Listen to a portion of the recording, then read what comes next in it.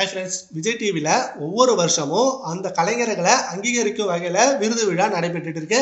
அந்த வகையில் இப்போ 10வது வருஷம் விஜய் தொலைக்காட்சி அவார்ட்ஸ் நடைபெற்றது. அண்ட் இதில் சீரியல்கள் மற்றும் நடிகர்கள் குறித்து ஒரு லிஸ்டே கொடுத்துருக்காங்க. அதை பற்றி தான் பார்க்க போகிறோம். மைண்ட் ஆஃப் த இயர் அப்படின்ற விருதை ஐயனார் துணை சீரியல் கதாநாயகன் அரவிந்த் மற்றும் கதாநாயகி மதுமிதா வாங்கியிருக்காங்க. அண்ட் சிறந்த ஜோடி அப்படின்ற அவார்டை மகாநதி சீரியலுக்காக விக்ரம் காவேரிக்கு கிடைச்சிருக்கு. அண்ட் பாண்டியன் ஸ்டோர்ல கதிர் ராஜ் ஜோடிக்கு பட்டிங் பேர் அப்படின்ற விருதை வாங்கியிருக்காங்க.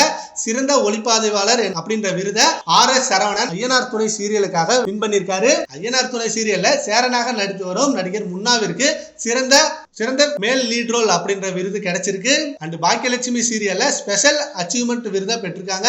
அண்ட் சிறந்த எழுத்தாளர் பிரியா இவங்க ஐயனார் துணை அண்ட் பாக்கியலட்சுமி 2 சீரியலுக்காக வாங்கியிருக்காங்க. அண்ட் தங்கமகள் சீரியல்ல நகைச்சுவையில கலக்கிய அம்பானி சங்கருக்கு சிறந்த நகைச்சுவை நடிகர் விருது கிடைச்சிருக்கு.